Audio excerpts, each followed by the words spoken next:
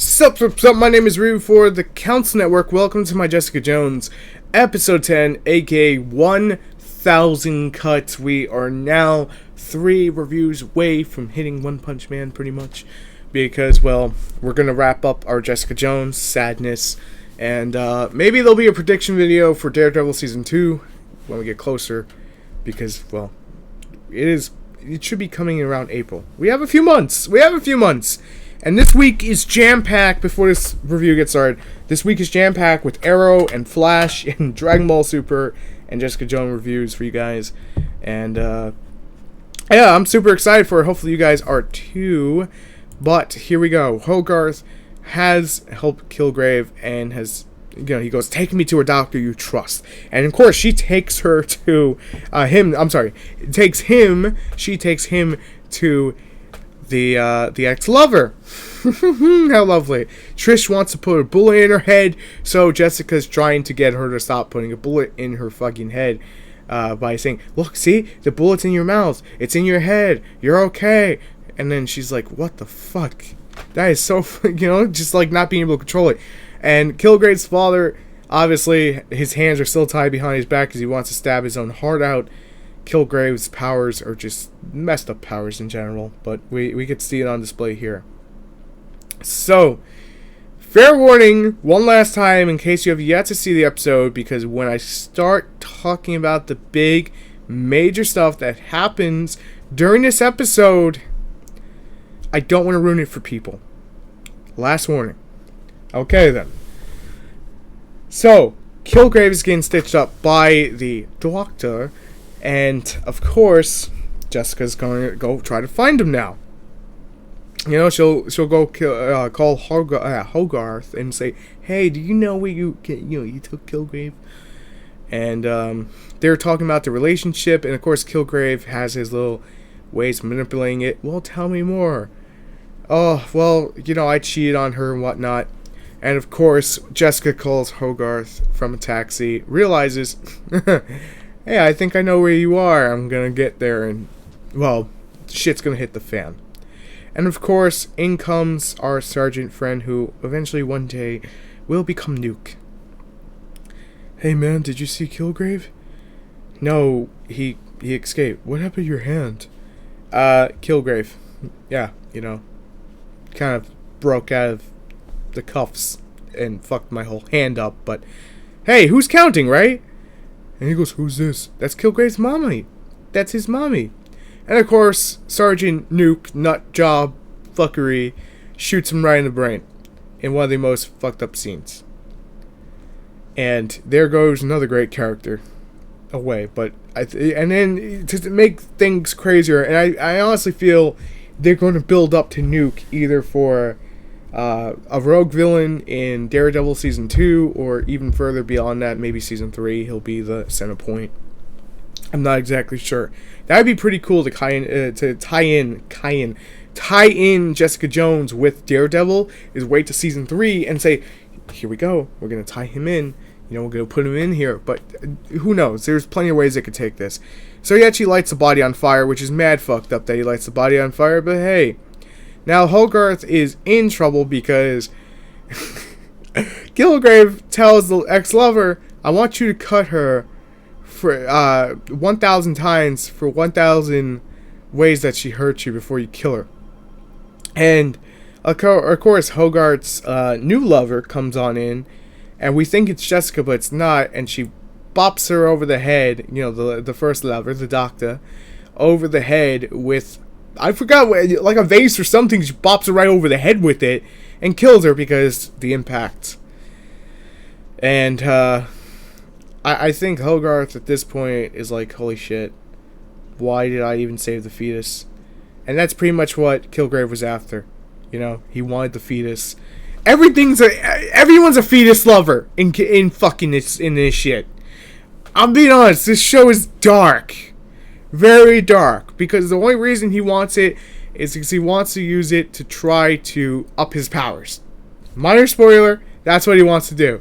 At this point, if you haven't watched everything, I'm sorry, but it's a minor little spoiler, which I think it may play out in this episode. I have to look at my notes. So Trish is working with the doctor. They're trying to create a vaccine, because technically Kilgrave's powers comes from like a Kilgrave virus, and that's the way they're explaining this whole thing, not the whole metahuman. He had a brain disorder, and that's pretty much why they went to this. They say, hey, we want to help you. At this point, he cannot control Jessica. We do get a moment with him and Jessica, and she just wants to kill the shit out of him. She just honestly wants to kill the shit out of him. But he's always got another way to fall back, which is just fucked up, to say the least. So, Hogarth's new lover, secretary, she basically just burns her and says, well, I'm not going to help you. You did this yourself. It wasn't me who told you to do this. Which, kind of partly true, but, she was going to defend her, and then she's screaming, nope, she's not my defendee. Nope. So let's see how that plays out in the future. And of course, Kilgrave, being the asshole he is, waiting at Jessica's apartment, saying, I want a picture every day of you. Otherwise, I'm going to take what you care most dear about away, kind of asshole villainy. And we get a flashback of where, when he had her under his control, and all she wanted to do, and this is backstory between the two of them, all she wanted to do was jump off the damn building when she had that one moment. But of course, she's trying to break out of the control. We get a little, idea of what her mindset was. And this is pretty much why she hates dresses, because he's always dressed her that way. And it's pretty much probably why. But he's just like, I want you to cut your own ear off. And she starts doing it. And he's like, no. Forgive me, no. Which is weird, because it's coming from Kilgrave. It's kind of a thing you wouldn't expect. We get another one of those little circles where the people, support group. And of course, the sister or the twin blames him. At this point, they have Kilgrave tied up. And she's like, yeah, Hope, it's almost all over. I'm sure it is, Jessica. I'm sure it almost is. And of course, crazy ex-sister comes on in and starts screaming that Jessica has a man tied up in a room and they're going to kill him and all this shit. And of course, she frees him. Why wouldn't she free him? And look, it's Nuke, and Nuke wants to kill the doctor. Of course he does. He's gonna make things worse. So we're seeing that Trish, relationship play out with Nuke, and it's actually an important reason that's happening. But at this point, Jessica gets hit over the head with a 2x4. You gotta love. I've been wanting to say that ever since I saw the episode. Jessica gets hit by a 2x4. I've been dying to say that, but I couldn't because it would ruin it for people. I just couldn't.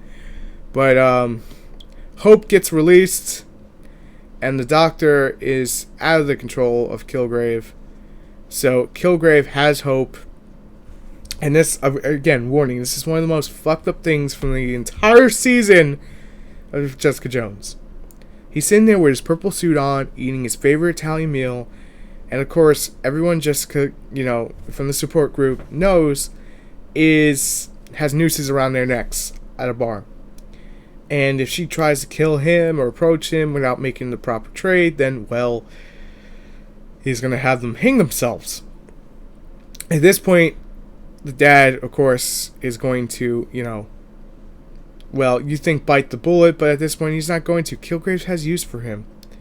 And Kilgrave's going to leave with him and basically have everyone kill themselves. Hope at this point, I don't know if she was under the control of him or just she didn't want to deal with all the misery and pain of knowing that she killed her own parents. It's kind of, if you've ever watched Sons of Anarchy, again, don't watch this part if you've never watched Sons of Anarchy and you have any interest in going back and watching it. There's a certain character, I'll phrase it this way, there's a certain character that kills the mother. And when that character kills mother, then what happens is the person's dealing with guilt. I'm fucking up here. And then obviously, just goes out. But in this case, I don't know if it plays out the exact same way, but it felt really, really like, she had control for a second and said, fuck this, I don't want to live no more. And she dies in Jessica's arms and it fades to black. The only reason I remember it so well, it's such a powerful scene. This is a lot of relationship build up to show Kilgrave going into the final gambits. With the 3 hours left that they're going to do Kilgrave, they have to set the stage for the final battle. That's pretty much what's happening. We had that with Daredevil. We're getting that with Jessica Jones.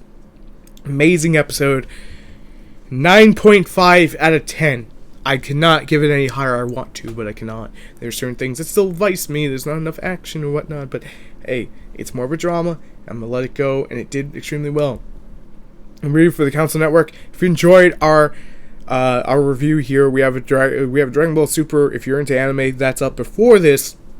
If you're enjoying the continuation of our reviews, make sure to subscribe for more. And I will see you later.